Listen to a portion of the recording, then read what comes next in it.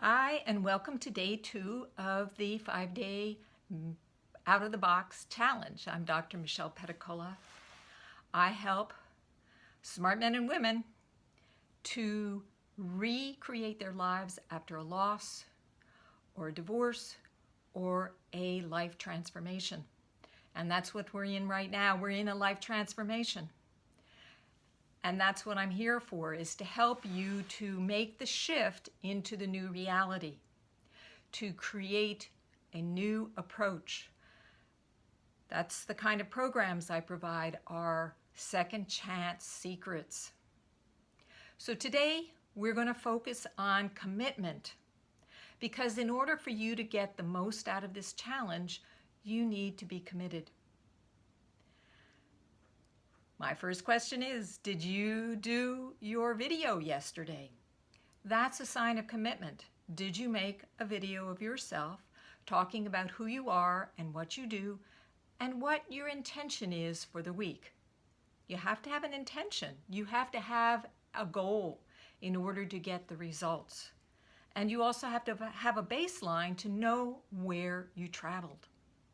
So if you haven't done it, make sure you do that today, right away, because I have another assignment for you today, so don't get caught behind.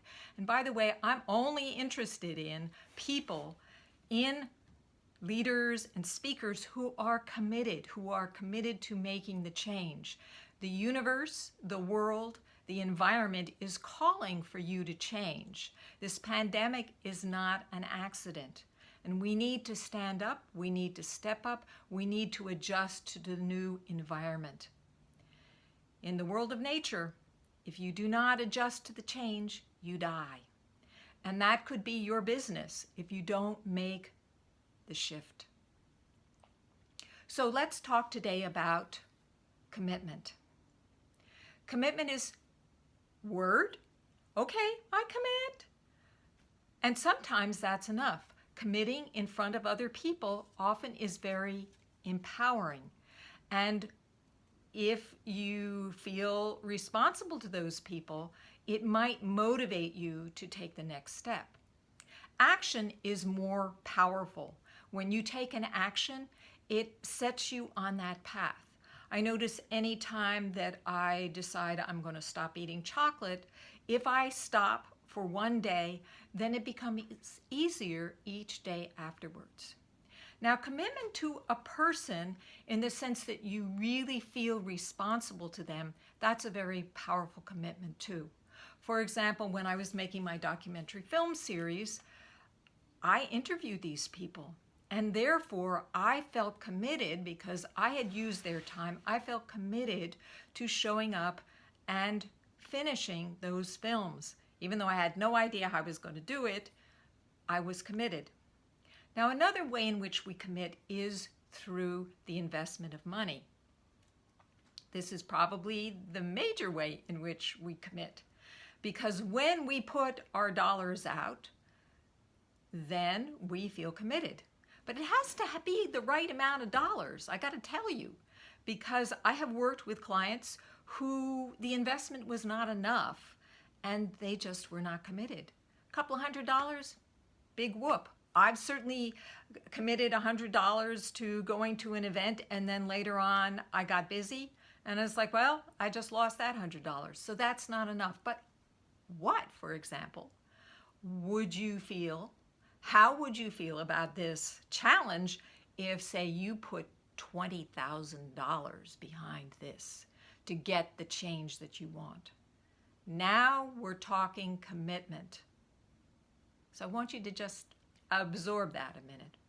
Now, I'm not asking for $20,000 today, but I am asking you to imagine making that kind of commitment so that you step up, because you want to see a change.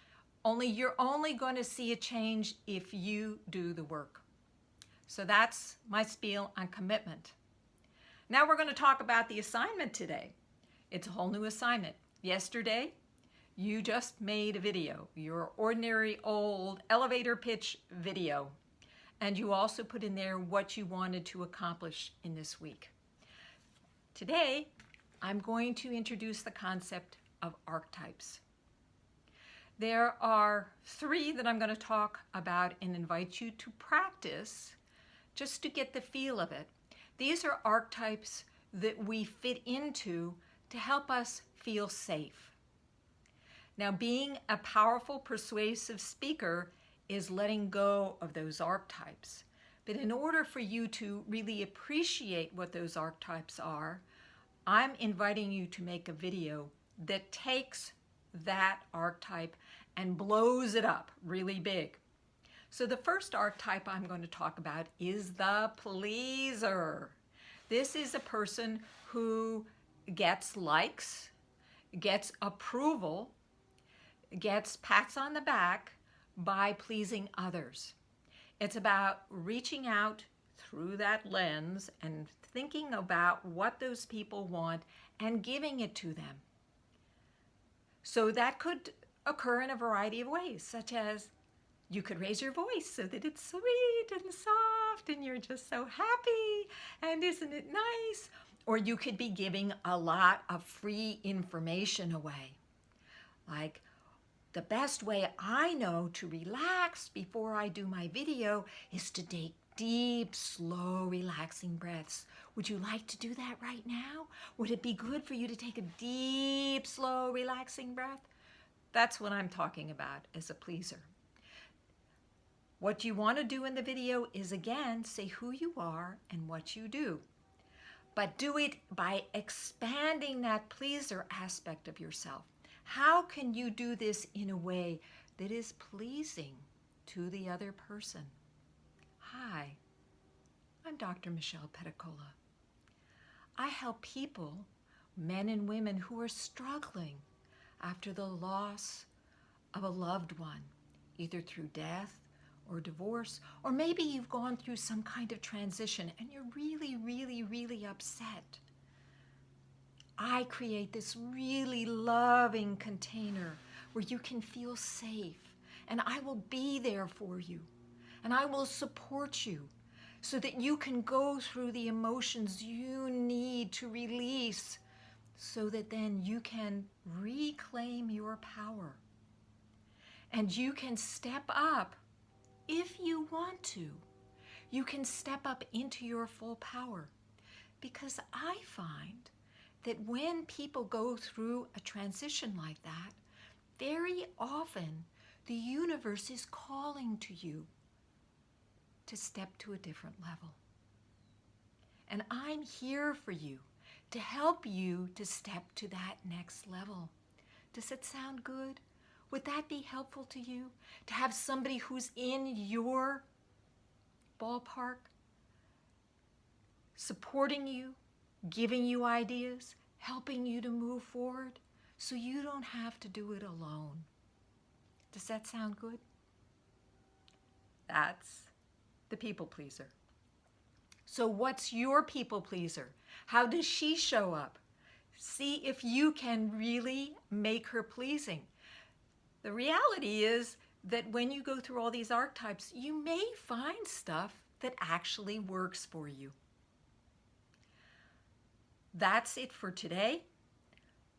Do your video, ask your questions in the Facebook group, come to the question and answer session, and come back tomorrow for another training when I will introduce the next archetype. So have fun. Oh, one more thing. Each day I invite you to do something out of the box that you have thought up yourself. What is something different that you can do that you don't usually do? So for today, what did I do? I went up a different way. Oh my gosh, I saw coyotes, 2 coyotes. I was in the cemetery and I actually did a Facebook Live at 7:30 in the morning, and without makeup and just in my usual walking clothes.